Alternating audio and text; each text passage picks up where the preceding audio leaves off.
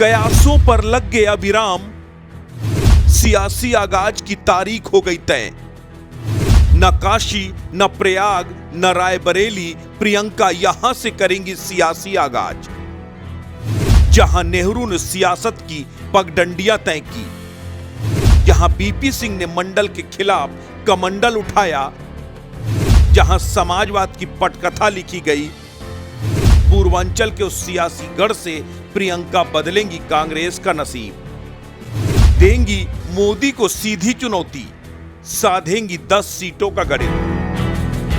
कांग्रेस में सबसे ज्यादा चर्चा इस बात को लेकर हो रही है कि आखिर प्रियंका गांधी अपना सियासी आगाज कहां से करेंगी। केवल कांग्रेसी ही नहीं बल्कि कांग्रेसियों से ज्यादा विपक्षी पार्टियां और खासकर बीजेपी जानने को बेताब है।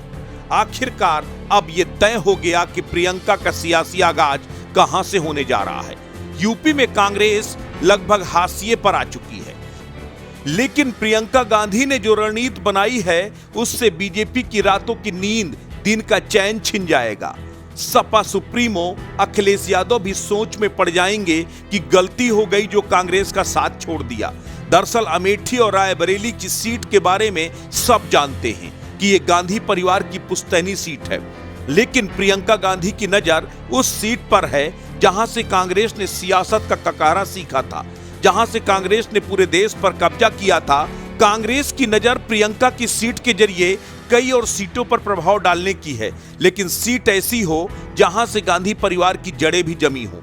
इसीलिए इस बार कांग्रेस ने पूर्वांचल की उस सीट को चुना है जिससे कांग्रेस का पूरा इतिहास जुड़ा होने के साथ साथ वो रायबरेली और अमेठी से भी जुड़ी है।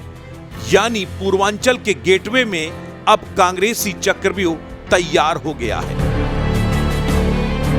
जी हां, वो सीट है प्रयागराज के फूलपुर लोकसभा की।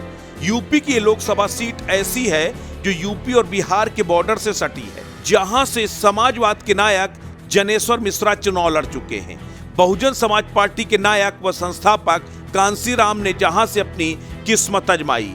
अब ये सीट एक बार फिर से चर्चा में है। इतना ही नहीं, ये सीट इतनी खास क्यों है, ये जानने के लिए बस ये 3 मिनट की पूरी रिपोर्ट देखिए। इस सीट का पूरा बही खाता आपको बताएंगे। क्या आपको पता है ये एक ऐसी लोकसभा सीट है जिसने 2 प्रधानमंत्री और 1 उप मुख्यमंत्री दिया है। देश के पहले प्रधानमंत्री जवाहरलाल नेहरू, उन्होंने भी यहां से जनता का विश्वास हासिल किया और चुनाव लड़ा।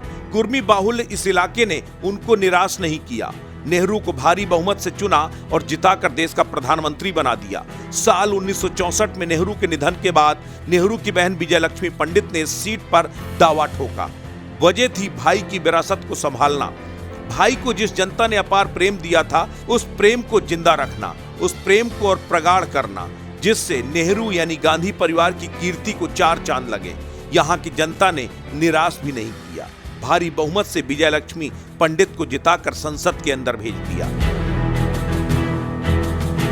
फूलपुर लोकसभा सीट के जरिए कांग्रेस एक तीर से कई निशाने साधने में जुटी है। फूलपुर के जरिए प्रयागराज, प्रतापगढ़, सुल्तानपुर, अमेठी, रायबरेली जैसी सीटों पर प्रियंका के जरिए प्रभाव डालने की कोशिश होगी, तो वहीं काशी से बेहद नजदीक फूलपुर से मोदी पर भी निशाना साधा जा सकेगा। अजय राय के बयान के बाद इस बात के कयास लगने लगे थे कि क्या काशी से प्रियंका गांधी अपना सियासी आगाज करेंगी। इस खबर के बाद कांग्रेसी समर्थकों को इस बात का अंदेशा होने लगा था कि अगर प्रियंका पीएम मोदी के खिलाफ चुनाव लड़ी तो इससे कांग्रेस को नुकसान हो सकता है।